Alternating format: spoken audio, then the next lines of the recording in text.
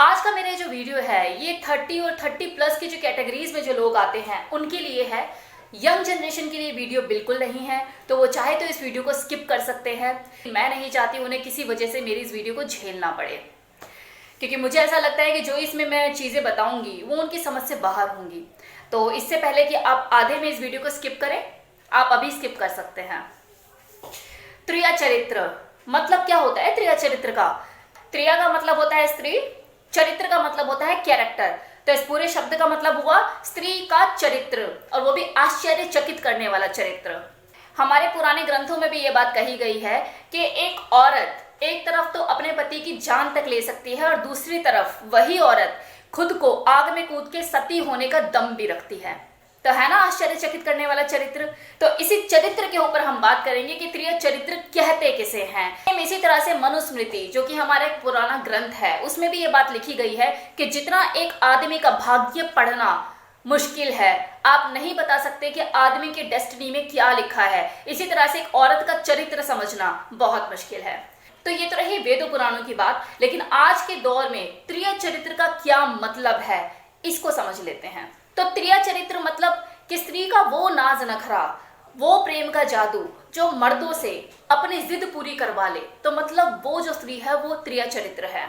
इस तरह की जो औरतें होती हैं वो बहुत ही आसानी से किसी भी आदमी का माइंड कंट्रोल कर लेती है। वो बहुत ही ज्यादा पावरफुल होती हैं, डोमिनेटिंग होती हैं, मल्टीपल पर्सनालिटी की मालकिन होती है। मतलब वो बॉडी से तो फीमेल होती है लेकिन माइंड से मेल होती है। ताकि औरत किसी भी आदमी को डोमिनेट करने का, अपने इशारों पे नचाने का दम रखती है। और आदमी नाचते हैं, ऐसा नहीं है कि आदमी नहीं नाचते, नाचते हैं।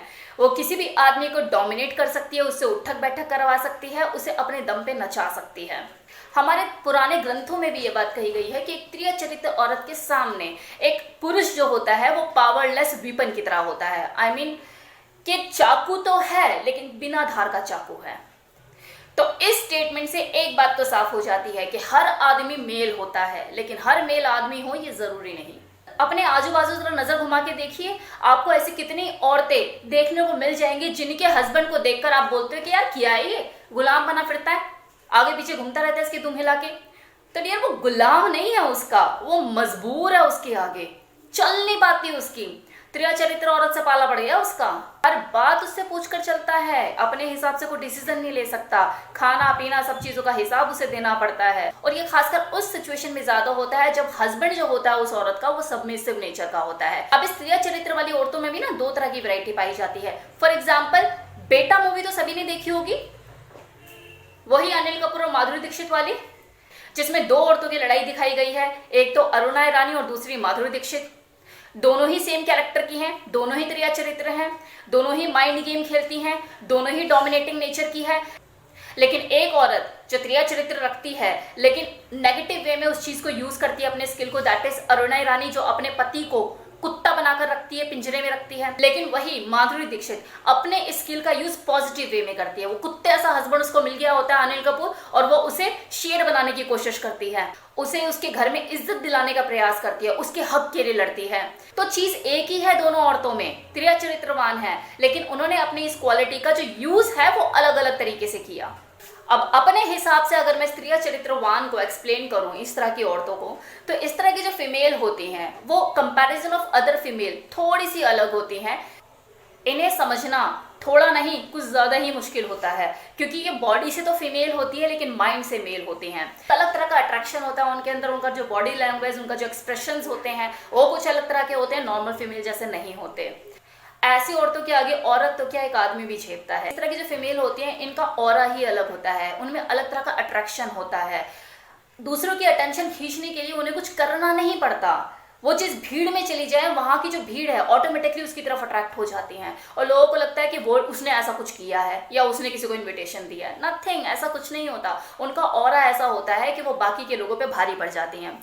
अब उसमें उस भीड़ में अगर जो 50 लोग हैं, अगर वो आदमी है तो वो उसकी तरफ अपने आप ही अट्रैक्ट हो जाएंगे, लेकिन वहीं जो भीड़ में जो औरतें हैं वो वहां से छटकना शुरू हो जाएंगी। ऐसे आप ऐसे समझिए, खूबसूरत औरत दिल जीतती है, लेकिन खूबसूरत होने के साथ साथ अगर कोई औरत दिमाग भी रखती है तो वो दुनिया जीतती है। और ऐसी ही औरत को त्रिया चरित्रवान कहते हैं। For example, Sushmita Sen, Priyanka Chopra. अब आप बोलेंगे ऐश्वर्या का नाम क्यों नहीं लिया? Aishwarya Rai, she is most beautiful lady but she is feminine. वो बॉडी से भी फीमेल है और माइंड से भी फीमेल है, तभी अभिषेक बच्चन के साथ निभा पा रही है। आप सुष्मिता सेन को रिप्लेस करके देखो जरा अभिषेक बच्चन के साथ, ओवरकम कर जाएगी वो अभिषेक बच्चन की पर्सनालिटी को, नजर ही नहीं आएगा उसके सामने। प्रियंका चोपड़ा को रिप्लेस कर दो ऐश्वर्या राय के साथ, अभिषेक बच्चन दूर दूर तक नजर नहीं आएगा। क्यों? क्योंकि त्रिय चरित्रवान औरत हैं। लेकिन वहीं ऐश्वर्या राय इतनी ब्यूटीफुल होने के बावजूद भी अभिषेक बच्चन को ओवरकम नहीं कर पाती। क्यों? क्योंकि वो फेमिनन है, वो डोमिनेटिंग नहीं है। लेकिन वही सुष्मिता सेन और प्रियंका चोपड़ा डोमिनेटिंग पर्सनालिटी है। अब है कि अगर किसी औरत को उस ऊपर वाले ने इस तरह की क्वालिटी से नवाजा है तो वो अपने स्किल का नेगेटिव डायरेक्शन में भी यूज कर सकती है, पॉजिटिव डायरेक्शन में भी यूज कर सकती है, ये उसके ऊपर है। मुझे पर्सनली ऐसा लगता है कि जो त्रिया चरित्र वाली जो क्वालिटी है ना, वो थोड़ी बहुत हर औरत में होनी चाहिए, ज्यादा नहीं लेकिन थोड़ी बहुत तो होनी चाहिए। क्योंकि देखो वक्त का कुछ नहीं पता, एक औरत जो बहुत ही कंफर्टेबल लाइफ जी रही है अपने हस्बैंड के साथ, अपने बच्चों के साथ, वक्त का कुछ नहीं पता कि कल को क्या हो जाए। अगर मान लो हस्बैंड कुछ ऐसा हो जाए, कोई मिसहैपनिंग हो जाए हस्बैंड के साथ, एक्सीडेंट हो जाए, पैरालाइज हो जाए, कुछ भी हो जाए, तो उसका तो लाइफ का स्ट्रगल शुरू हो गया ना, खुद को पालने का और अपने बच्चों को पालने का।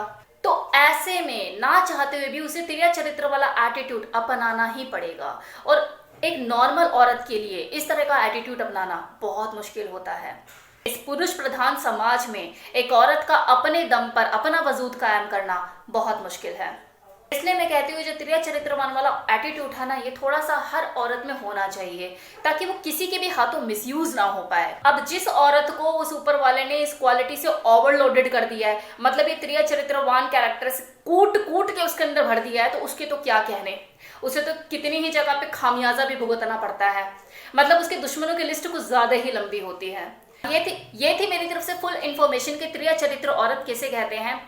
अब हाँ, हस्बैंड लोगों से दरखास्त है कि वो अपनी वाइफ के अंदर ना त्रिया चरित्रवान मत ढूंढने लग जाना, और अगर ढूंढना ही है तो माधुरी दीक्षित को ढूंढना, अरुणा ईरानी को ढूंढने मत लग जाना कि यार इसने ना पिछले बर्थडे पे ना इसने मुझसे ना सोने के कड़े मांगे थे। अरे यार बड़ा माइंड गेम खेलती है। इसे सारी चीजें ना तभी याद आती है जब हम कुछ कर रहे होते हैं। ओके, तो इसने इस बार भी मुझे बेवकूफ बनाया, अब मैं इसके ऊपर नजर रखूंगा। तो ऐसा मत सोचिए, आपकी जो वाइफ है वो आपकी जीवन साथी है, थोड़ा बहुत तो चलता है यार। कैसा लगा वीडियो बताना मत भूलिएगा कमेंट सेक्शन में। Thank you so much.